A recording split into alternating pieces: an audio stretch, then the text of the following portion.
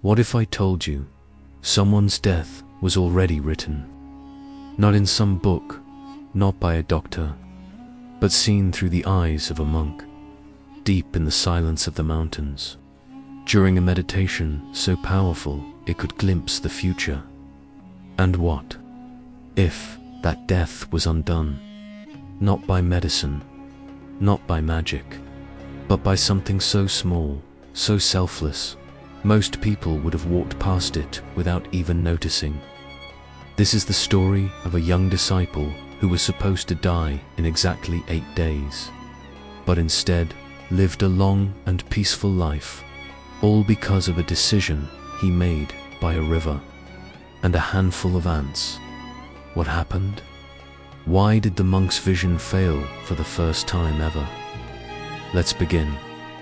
High in the stillness of the mountains, where clouds drift like whispers and time feels frozen, there lived an old monk.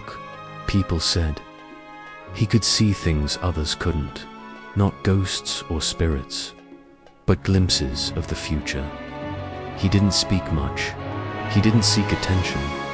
Most of his days were spent sitting silently in meditation, so deep that even the sound of wind wouldn't disturb him. But what made him truly different was what he saw when his eyes were closed. Visions, moments that hadn't happened yet, but would. And one day, during one of these long meditations, something shattered his peace. He saw the face of his young disciple, kind, innocent, full of promise. But in his vision, that face was fading. Gone. The message was clear. In just 8 days, the boy would die. The monk's heart trembled. His disciple wasn't just a student, he was like a son. But the future had spoken, and the monk, who had never been wrong before, believed there was no way to change it. Still, he couldn't just sit and watch the boy disappear. If death was coming, then the boy deserved to see his family one last time. So he made a decision, one that would lead to the most unexpected twist of his life. The monk called his disciple to him, trying to hide the sorrow in his voice. "My child," he said gently, "you've worked hard. Take a break, go home, spend time with your family. I'm giving you 8 days off." The boy's eyes lit up.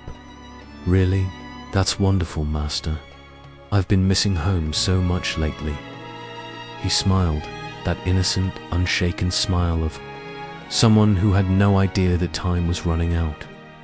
The monk nodded, forcing a smile in return. "But remember," he said quietly, "return on the 8th day." "I'll be waiting, I promise," the disciple said. "Take care of yourself, Master.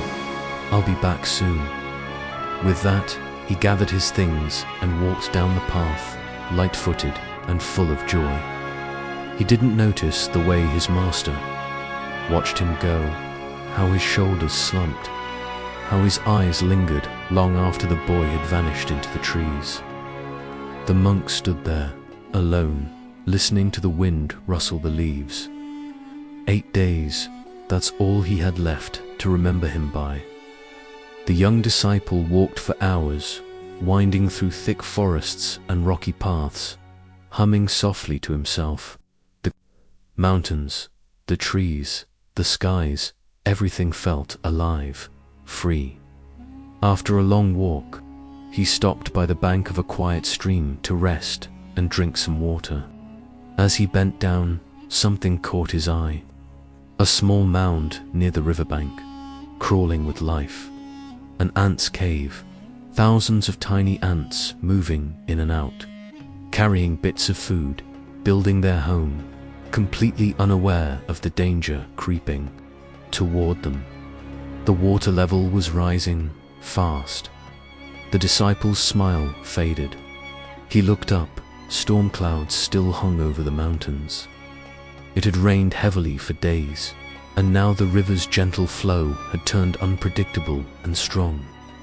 "If this keeps going," he whispered, "the water will flood, and they'll all drown." Most people would have walked away, After all, they were just ants. But something in him couldn't ignore it. Without thinking twice, he removed his robe, filled it with stones and mud, and built a small wall around the ants' home. The water still pushed forward, so he dug a narrow channel, a drain redirecting the flow away from the nest. It wasn't easy. His hands got scratched, his feet soaked, but he didn't stop until he was sure they were safe. He stood there, soaking wet, heart racing, watching the ants move on as if nothing had happened. And then, with a tired but satisfied smile, he picked up his bag and continued his journey home. He didn't know it yet, but that single, silent act had already changed everything. Days passed quickly at home. There were warm meals, shared laughter, old stories, and the comfort of family. The young disciple hadn't realized how much he missed it all. The smell of his mother's cooking, his siblings' chatter, the silence of his small village at night. But on the 8th morning, something stirred inside him, a quiet reminder. Your master is waiting.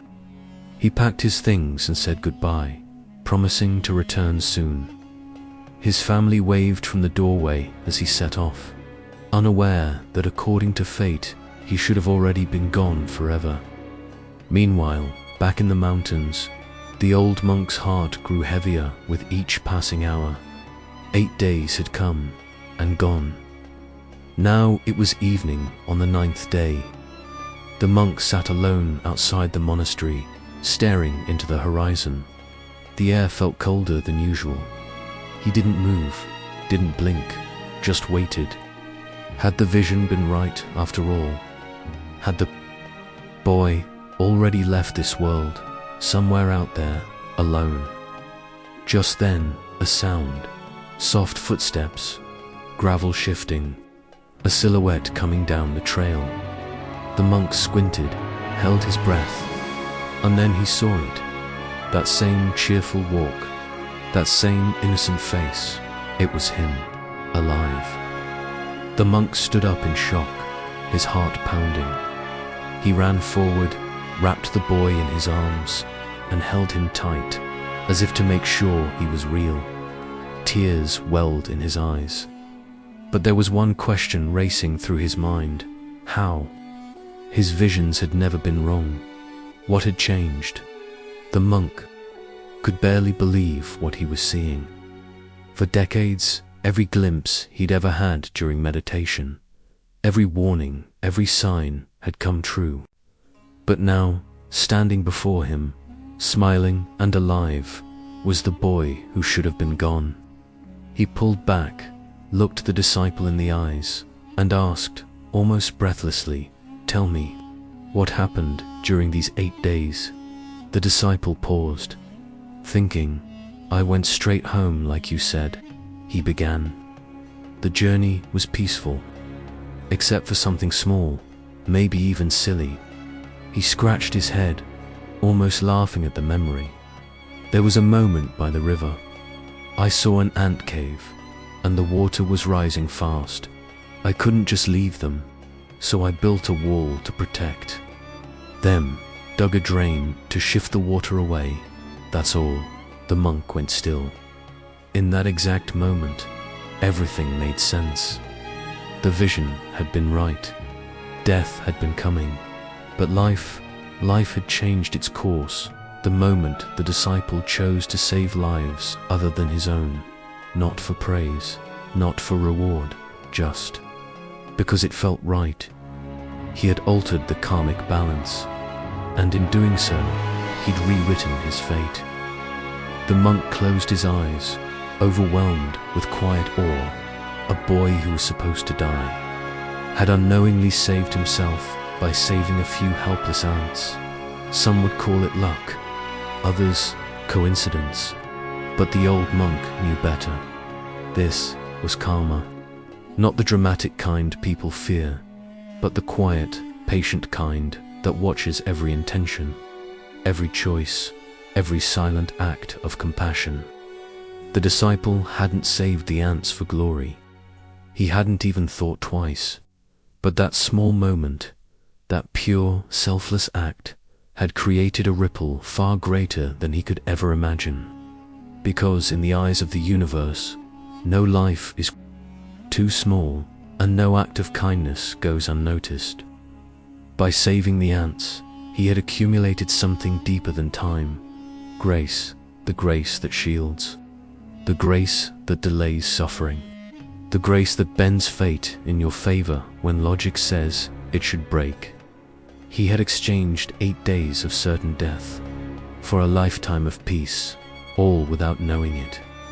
The monk looked at his disciple with new eyes, no longer as a boy, but as someone who had touched a truth even the wisest sometimes forget.